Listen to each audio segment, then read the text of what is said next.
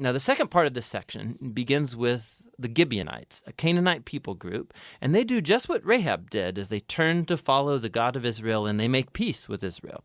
This is in contrast to all of these other Canaanite kings who start to form alliances and coalitions, and they want to destroy Israel. So Israel engages them in battle, and they win by a landslide. Joshua 9. As soon as all the kings who were beyond the Jordan in the hill country, and in the lowland, all along the coast of the great sea toward Lebanon, the Hittites, the Amorites, the Canaanites, the Perizzites, the Hivites, and the Jebusites heard of this, they gathered together as one to fight against Joshua and Israel. But when the inhabitants of Gibeon heard what Joshua had done to Jericho and to Ai, they, on their part, acted with cunning, and went and made ready provisions, and took worn-out sacks for their donkeys, and wineskins, worn out and torn and mended, with worn-out patched sandals on their feet, and worn-out clothes. And all their provisions were dry and crumbly. And they went to Joshua in the camp at Gilgal, and said to him and to the men of Israel, We have come from a distant country, so now make a covenant with us. But the men of Israel said to the Hivites, Perhaps you live among us. Then how can we make a covenant with you? They said to Joshua, We are your servants. And Joshua said to them, Who are you? And where do you come from? They said to him, From a very distant country your servants have come, because of the name of the Lord your God. For we have heard a report of him, and all that he did in Egypt, and all that he did to the 2 kings of the Amorites who were beyond the Jordan, to Sihon the king of Heshbon, and to Og king of Bashan who lived in Ashtaroth. So our elders and all the inhabitants of our country said to us, Take provisions in your hand for the journey, and go to meet them, and say to them, We are your servants. Come now, make a covenant with us. Here is our bread. It was still warm when we took it from our houses as our food for the journey on the day we set out to come to you. But now, behold, it is dry and crumbly. These wineskins were new when we filled them, and behold, they have burst. And these garments and sandals of ours are worn out from the very long journey. So the men took some of their provisions, but did not ask counsel from the Lord. And Joshua made peace with them, and made a covenant with them to let them live. And the leaders of the congregation swore to them. At the end of 3 days, after they had made a covenant with them, they heard that they were their neighbors, and that they lived among them. And the people of Israel set out and reached their cities on the 3rd day. Now their cities were Gibeon, Kephirah, Beeroth, and Kiriath-Jearim. But the people of Israel did not attack them, because the leaders of the congregation had sworn to them by the Lord, the God of Israel. Then all the congregation murmured against the leaders, but all the leaders said to all the congregation, We have sworn to them by the Lord, the God of Israel, and now we may not touch them.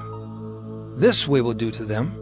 Let them live, lest wrath be upon us because of the oath that we swore to them. And the leaders said to them, Let them live. So they became cutters of wood and drawers of water for all the congregation, just as the leaders had said of them. Joshua summoned them, and he said to them, Why did you deceive us, saying, We are very far from you, when you dwell among us? Now therefore you are cursed, and some of you shall never be anything but servants, cutters of wood, and drawers of water for the house of my God. They answered Joshua, Because it was told to your servants for a certainty that the Lord your God had commanded his servant Moses to give you all the land and to destroy all the inhabitants of the land from before you. So we feared greatly for our lives because of you and did this thing. And now, behold, we are in your hand. Whatever seems good and right in your sight to do to us, do it. So he did this to them, and delivered them out of the hand of the people of Israel, and they did not kill them. But Joshua made them that day cutters of wood and drawers of water for the congregation and for the altar of the Lord, to this day in the place that he should choose. Joshua 10. As soon as Adonizedek, king of Jerusalem, heard how Joshua had captured Ai and had devoted it to destruction, doing to Ai and its king as he had done to Jericho and its king, and how the inhabitants of Gibeon had made peace with Israel and were among them, he feared greatly, because Gibeon was a great city, like one of the royal cities, and because it was greater than Ai, and all its men were warriors. So Adonizedek, king of Jerusalem, sent to Hoham, king of Hebron, to Piram, king of Jarmuth, to Japhiah, king of Lachish, and to Deber, king of Eglon, saying, Come up to me and help me, and let us strike Gibeon, for it has made peace with Joshua and with the people of Israel. Then the 5 kings of the Amorites, the king of Jerusalem, the king of Hebron, the king of Jarmuth, the king of Lachish, and the king of Eglon, gathered their forces and went up with all their armies and encamped against Gibeon and made war against it. And the men of Gibeon sent to Joshua at the camp in Gilgal, saying, Do not relax your hand from your servants. Come up to us quickly and save us and help us, for all the kings of the Amorites who dwell in the hill country are gathered against us. So Joshua went up from Gilgal, he and all the people of war with him, and all the mighty men of valor. And the Lord said to Joshua, Do not fear them, for I have given them into your hands. Not a man of them shall stand before you. So Joshua came upon them suddenly, having marched up all night from Gilgal. And the Lord threw them into a panic before Israel, who struck them with a great blow at Gibeon, and chased them by the way of the ascent of Beth-horon, and struck them as far as Azekah and Makkedah. And as they fled before Israel, while they were going down the ascent of Beth-horon, the Lord threw down large stones from heaven on them as far as Azekah, and they died. There were more who died because of the hailstones than the sons of Israel killed with the sword. At that time Joshua spoke to the Lord in the day when the Lord gave the Amorites over to the sons of Israel. And he said in the sight of Israel, Sun, stand still at Gibeon, and moon in the valley of Ajalon. And the sun stood still, and the moon stopped, until the nation took vengeance on their enemies. Is this not written in the book of Jasher? The sun stopped in the midst of heaven, and did not hurry to set for about a whole day. There has been no day like it before or since, when the Lord heeded the voice of a man, for the Lord fought for Israel. So Joshua returned, and all Israel with him, to the camp at Gilgal. These 5 kings fled, and hid themselves in the cave at Makkedah. And it was told to Joshua, The 5 kings have been found, hidden in the cave at Makkedah. And Joshua said, Roll large stones against the mouth of the cave, and set men by it to guard them. But do not stay there yourselves. Pursue your enemies. Attack their rear guard. Do not let them enter their cities, for the Lord your God has given them into your hand. When Joshua and the sons of Israel had finished striking them with a great blow until they were wiped out, and when the remnant that remained of them had entered into the fortified cities, then all the people returned safe to Joshua in the camp at Makkedah. Not a man moved his tongue against any of the people of Israel. Then Joshua said, Open the mouth of the cave, and bring those 5 kings out to me from the cave. And they did so, and brought those 5 kings out to him from the cave, the king of Jerusalem, the king of Hebron, the king of Jarmuth, the king of Lachish, and the king of Eglon. And when they brought those kings out to Joshua, Joshua summoned all the men of Israel, and said to the chiefs of the men of war who had gone with him, Come near, put your feet on the necks of these kings. Then they came near, and put their feet on their necks. And Joshua said to them, Do not be afraid or dismayed. Be strong and courageous, for thus the Lord will do to all your enemies against whom you fight. And afterward Joshua struck them and put them to death, and he hanged them on 5 trees. And they hung on the trees until evening.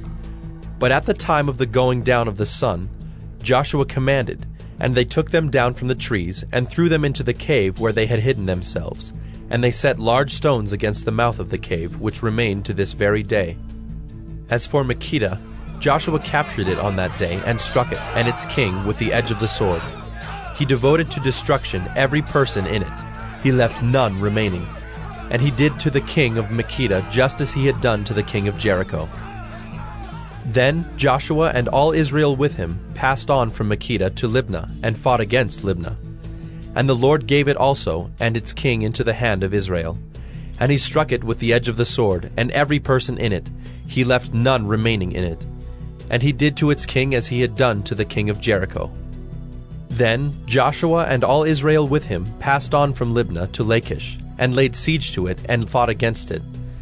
And the Lord gave Lachish into the hand of Israel, and he captured it on the second day, and struck it with the edge of the sword, and every person in it, as he had done to Libnah. Then Horam king of Gezer came up to help Lachish, and Joshua struck him and his people, until he left none remaining. Then Joshua and all Israel with him passed on from Lachish to Eglon, and they laid siege to it, and fought against it. And they captured it on that day, and struck it with the edge of the sword. And he devoted every person in it to destruction that day, as he had done to Lachish. Then Joshua and all Israel with him went up from Eglon to Hebron. And they fought against it, and captured it, and struck it with the edge of the sword, and its king and its towns and every person in it. He left none remaining, as he had done to Eglon, and devoted it to destruction, and every person in it. Then Joshua and all Israel with him turned back to Debir, and fought against it, and he captured it with its king and all its towns.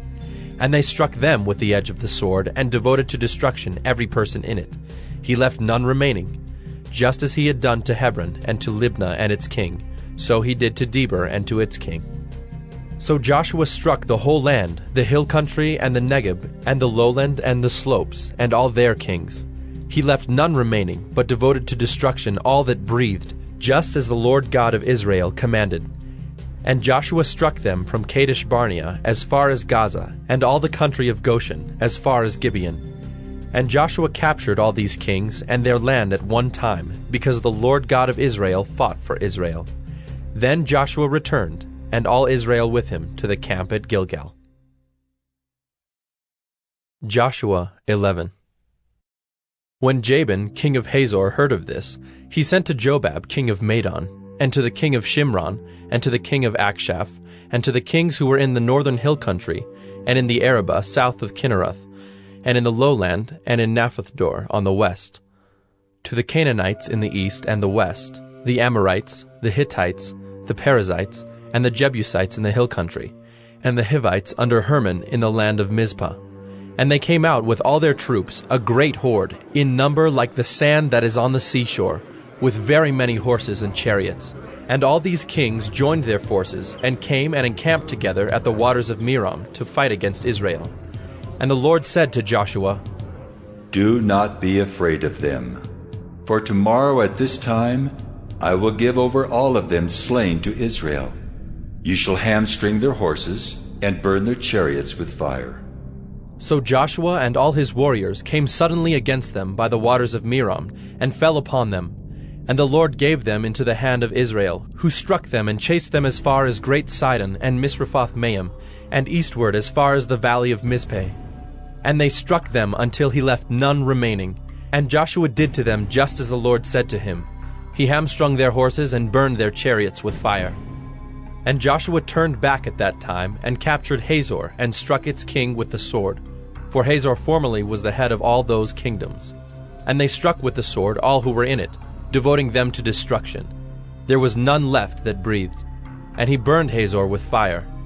And all the cities of those kings, and all their kings, Joshua captured, and struck them with the edge of the sword, devoting them to destruction, just as Moses the servant of the Lord had commanded. But none of the cities that stood on mounds did Israel burn, except Hazor alone. That Joshua burned. And all the spoil of these cities and the livestock the people of Israel took for their plunder. But every man they struck with the edge of the sword until they had destroyed them, and they did not leave any who breathed. Just as the Lord had commanded Moses his servant, so Moses commanded Joshua, and so Joshua did. He left nothing undone of all that the Lord had commanded Moses. So Joshua took all that land, the hill country, and all the Negeb, and all the land of Goshen, and the lowland, and the Arabah, and the hill country of Israel, and its lowland from Mount Halak, which rises toward Seir, as far as Baal-gad in the valley of Lebanon, below Mount Hermon. And he captured all their kings, and struck them, and put them to death. Joshua made war a long time with all those kings.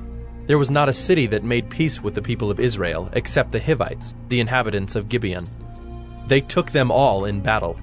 For it was the Lord's doing to harden their hearts, that they should come against Israel in battle. in order that they should be devoted to destruction and should receive no mercy, but be destroyed, just as the Lord commanded Moses. And Joshua came at that time and cut off the Anakim from the hill country, from Hebron, from Debir, from Anab, and from all the hill country of Judah, and from all the hill country of Israel. Joshua devoted them to destruction with their cities. There was none of the Anakim left in the land of the people of Israel. Only in Gaza, in Gath, and in Ashdod did some remain. So Joshua took the whole land, according to all that the Lord had spoken to Moses. And Joshua gave it for an inheritance to Israel, according to their tribal allotments. And the land had rest from war.